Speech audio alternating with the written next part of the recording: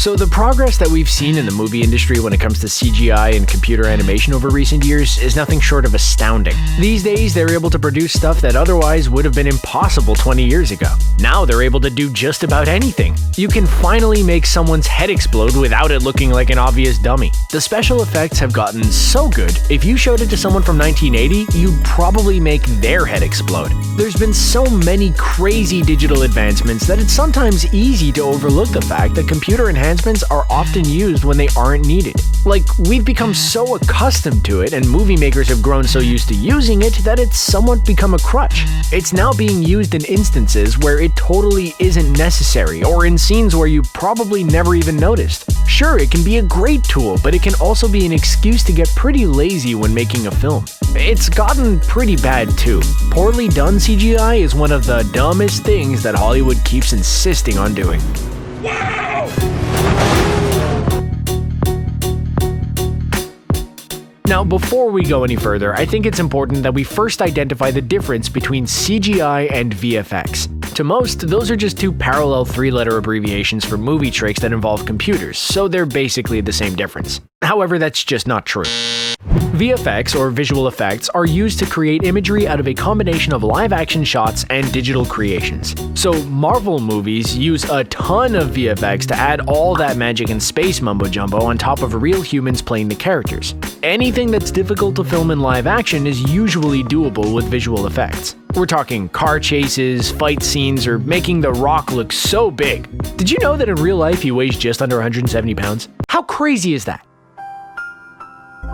CGI, or computer-generated imagery, on the other hand, is used to create images, print media, commercials, animations, video, and any other type of digital work. It's basically 3D computer graphics making anything that is created digitally with computers. So like any Pixar movie, for example. Therefore, VFX is kind of a part of CGI. VFX is any instance of mixing live action with CGI. CGI is more of a blanket term for anything that adds computer animations, including VFX scenes. Frozen is a CGI movie, whereas Avatar isn't completely a CGI movie, it just uses a ton of it. So Avatar falls in the VFX category. We got that covered? Alright, let's keep moving along.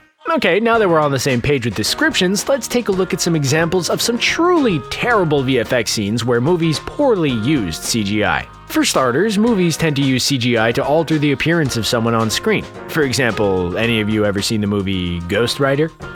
Probably not. But if by chance you have, then you were probably pretty impressed by Nicolas Cage's washboard abs. Well, that's also probably the only impressive thing about that movie. I'm Ghost Rider.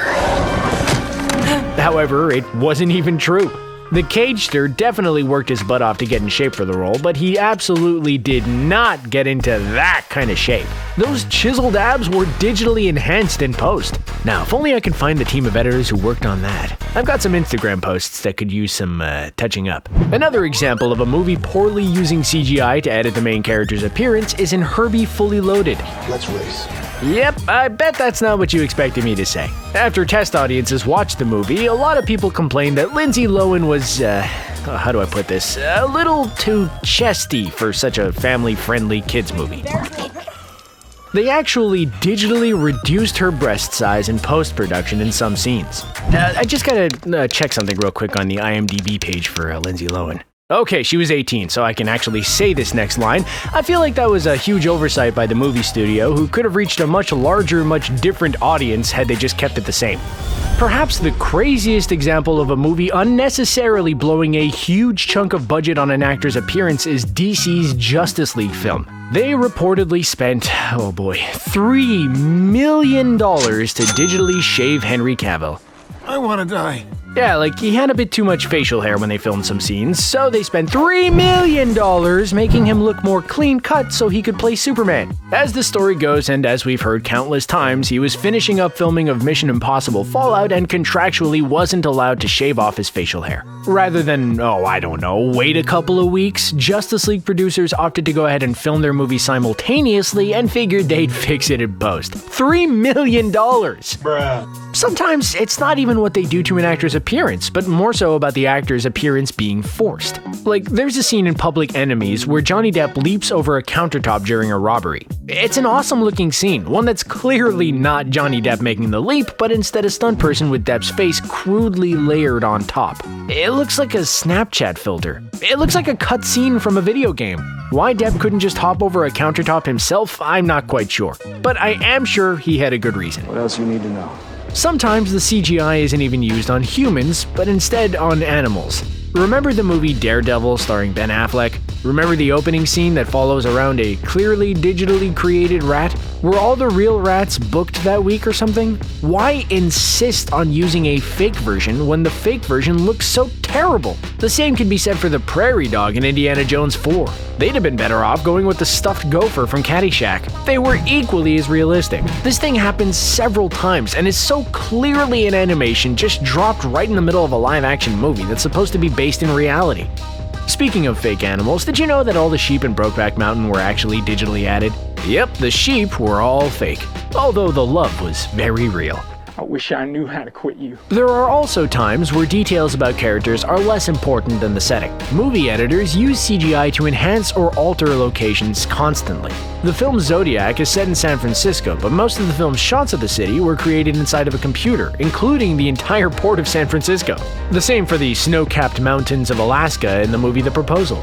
Those were all added in post, as the whole film was actually shot in Manchester, Massachusetts, and no such mountains exist there.